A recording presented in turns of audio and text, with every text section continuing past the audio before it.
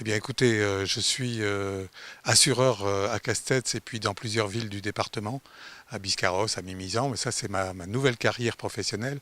Auparavant, j'étais chef d'entreprise en région parisienne. J'avais une entreprise d'édition de logiciels en informatique. Voilà.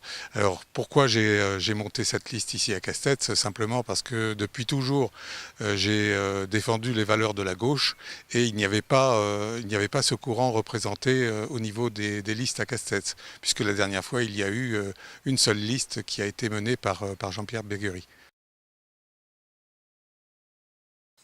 Écoutez, ça n'a pas été facile de constituer la liste compte tenu qu'il y en avait trois dans un petit village comme celui-ci. Nous y sommes arrivés. J'ai contacté bien entendu des responsables associatifs et puis des personnes que je savais être de sensibilité de gauche sur la commune, adhérents du Parti socialiste ou pas, puisqu'il y a 4 adhérents du Parti socialiste seulement sur 19 candidats de ma liste, les autres étant plutôt de sensibilité de gauche ou même sans aucune étiquette politique, puisqu'il y a la moitié de la liste qui est sans étiquette politique. Donc une liste réellement plurielle. J'ai fait attention à choisir des personnes qui avaient des compétences pour les uns en urbanisme, pour les autres en santé, pour les autres en social, etc. Donc j'ai fait attention à répartir les compétences au niveau de la liste, bien entendu. Comment on a fait le programme? Déjà en allant à la rencontre des Castésiens. Nous avons organisé, ce qui était la première fois qu'on le faisait à Castets, des réunions de rencontres citoyennes où nous avons 5 réunions, pas moins, 5 réunions où nous avons invité les Castésiens pour débattre sur le devenir de Castets. Ça s'est passé au mois d'octobre, octobre et tout début novembre. Donc on a travaillé au cours de ces réunions-là, puis après nous sommes mis en commission de travail. Nous avons été après au contact directement de la population à leur domicile pour recueillir tous les besoins des Castésiens et sur les différents sujets. Voilà. Alors après, les grandes lignes de notre programme, ben, écoutez, elles sont directement issues de ces réunions que je viens de vous évoquer. Et en particulier, bon, il y a le problème des finances, c'est le problème numéro un. Le problème des finances, c'est que conjoncturellement, il y a eu un rapport de la Chambre régionale des comptes qui a montré l'endettement excessif de la commune. Je ne vais pas y revenir dessus parce qu'on en a longuement parlé, mais c'est un des axes forts de notre programme puisque, quant à nous, nous suivrons les recommandations de la Chambre régionale des comptes pour assainir les finances de la commune. Il y a un deuxième axe qui est l'urbanisme, puisqu'on a un gros problème d'urbanisme ici à Castets, dans la mesure où c'est un village dans lequel on ne fait que passer, quoi. On sort de l'autoroute et puis on s'en va après sur la côte. Et quand on rentre dans le cœur du village, eh ben, on s'aperçoit qu'il n'y a pas de cœur de village. Il y a peu ou plus de commerçants et puis il n'y a surtout pas de cœur de village.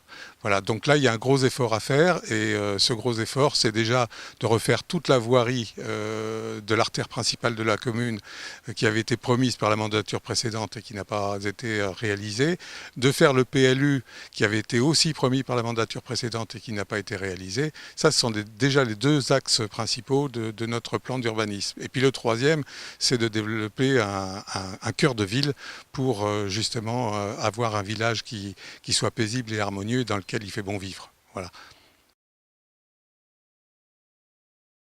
Ben, écoutez, déjà il y a des choses positives qui ont été faites par la mandature précédente, notamment en matière de construction d'un lotissement relativement important, qui permet aussi de fixer toutes ces personnes qui travaillent à Castets et qui n'ont pas de logement à Castets, parce qu'il y avait un gros déficit au niveau du logement.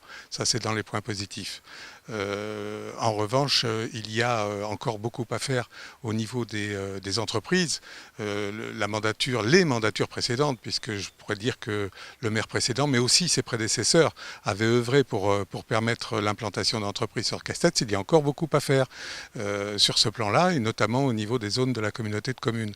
Donc, continuer à faire Castets, c'est un carrefour stratégique au niveau de l'autoroute entre Bayonne et Bordeaux. C'est la sortie qui va vers Dax, etc. Donc, il y a un potentiel considérable et d'ailleurs, s'il y a une zone artisanale importante, relativement importante à Castets, c'est justement parce que c'est un carrefour important. Et il faut continuer dans cette voie-là, étendre ces zones-là pour permettre aux entreprises de s'implanter sur la commune.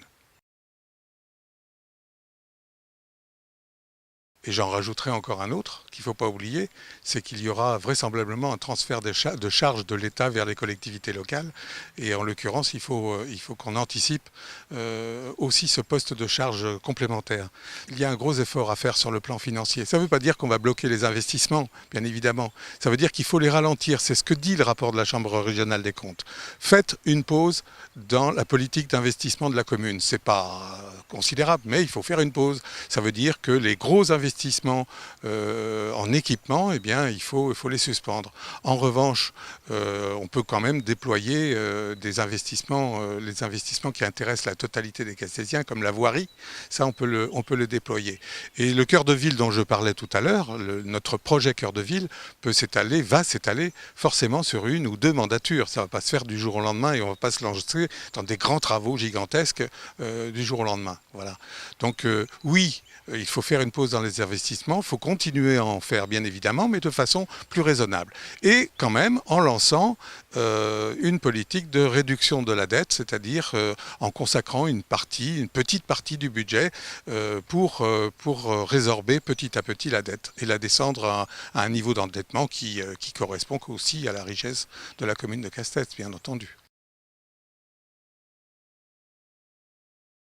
Au niveau de la communauté de communes, je dirais que c'est aujourd'hui un problème. Avec les mandatures précédentes, il y avait une animosité de personnes, enfin un peu éloignée de l'intérêt général quand même, qui a fait que la commune de Castets s'est recroquevillée sur elle-même et n'a pas eu le dialogue qu'elle aurait dû avoir en tant que chef-lieu de canton quand même, avec la communauté de communes. Quant à moi, j'ai une sensibilité qui permet bien évidemment à la fois le dialogue avec la communauté de communes et le président du conseil communautaire, et puis de l'autre côté avec le conseil général. Bon, donc à titre personnel, j'ai la possibilité, et c'est dans mon tissu relationnel, d'avoir des contacts avec ces personnes qui peuvent nous permettre justement de développer des projets au niveau de la commune et de la communauté de communes, bien évidemment.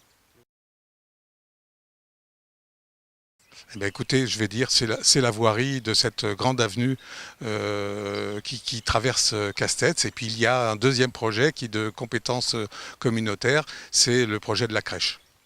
Voilà les deux points forts que nous souhaitons développer au niveau de Castets dans la communauté de communes. Après, il y a les projets naturellement les projets solidaires d'aide aux plus démunis, mais c'est des projets qui sont déployés déjà par la communauté de communes, ou les aides alimentaires, ou le portage des repas, etc., etc. Donc tous ces projets-là, nous les soutiendrons bien évidemment. Eh bien, déjà, on va se calmer. Déjà, on va se calmer, on va prendre un petit peu de recul par rapport à tout ce qui vient de se passer. Je pense qu'en termes de communication, nous sommes au bout.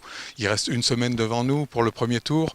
Donc, on va distribuer nos derniers documents. Nous continuons à rencontrer les Castésiens à leur domicile. Dès que notre rendez-vous sera terminé, je vais partir pour aller voir des Castésiens chez eux directement et essayer de discuter avec eux pour les convaincre de voter pour nous, et puis pour leur demander aussi ce qu'ils attendent du maire de Castets.